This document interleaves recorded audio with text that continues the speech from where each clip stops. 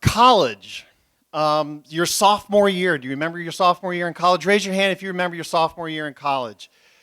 All right, maybe you were 19, which is what I was as a sophomore in college. And now imagine being 19 as a sophomore and given the opportunity to build your own place and live in it rent-free for the remainder of your school years there.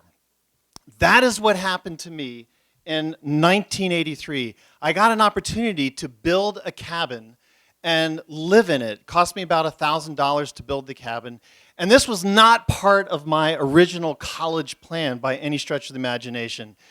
What happened was I was a sophomore, and by the spring of my sophomore year, I was completely lost. I just could not figure out how I fit into the rest of the world. And I decided that the way to get clarity to do that was to do something really difficult and challenging. And that's when I met a guy named Eddie. And Eddie had some property about 10 miles away from campus. And he said, you should come build a cabin and live in it. So a little background, I grew up in the Washington, D.C. suburbs. You see that doghouse there? That's what my experience was before building a cabin. That's right. So I was uniquely prepared for this challenge. So about a month before school let out, I went in, cleared the property, this little plot of land, and then I started working on the foundation. And what you see here are 12 locust posts that are buried in the ground about 3 feet, and then these oak trees that I managed to use ramps to get them up on top of there. And then I started working on the floor joists. The floor joists were supposed to be poplar trees, but there was a problem because I really didn't know what a poplar tree was. I was told that a poplar tree, I'd never paid attention. What's the difference between a poplar tree and a maple tree and a pine tree? Now I needed to know. But I started to have to level these things out. And all of the logs that you see here, I dragged through the woods by hand. I just tied a rope and pulled them into place and used a ramp to get it in. And you can see that it's starting to level out. And this was a lot of intense work right here. And you can see all the chips there. In order to be fully committed, I moved out of the dorm, put all my stuff in storage, and moved to the building site and lived in this tent with the tarp over top of it. I was afraid that if I had a place to go, I'd bail, is what I was afraid that would happen. So every day I woke up from my tent, and that's what I got to look at. This was the building process, and you can see it's starting to level out. And I would walk out and work as early as I could and work until the very end of the day. It was exhausting. I remember just sleeping so soundly at night as I worked. What you're looking at here is the equivalent of my moon landing that summer. These boards were sawn just about 2 miles away at a mobile sawmill, and they were trees the day before. I hauled them up here on the racks on my Subaru little station wagon, and I started building. Now, I had never been so exhausted, dirty, and hungry on a daily basis as this project. I would occasionally drive into Blacksburg and borrow a shower from a friend of mine, and I would always have to clean the tub out because I was that filthy. And so every day I got to learn something new. The first wall that I built and pushed into place, it immediately fell apart because I had used the wrong kind of nails. They were too small. And so how do you frame a window? How do you frame for a door? I didn't know. I just went to the library and started looking.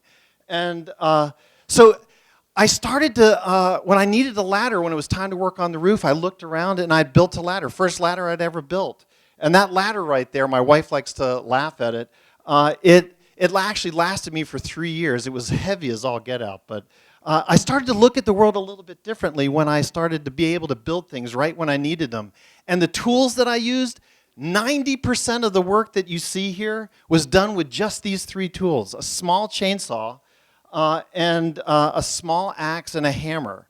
And that's all I really owned. And you know, I used some nails, of course. But it started to help me realize that I could be creative in how I solve problems.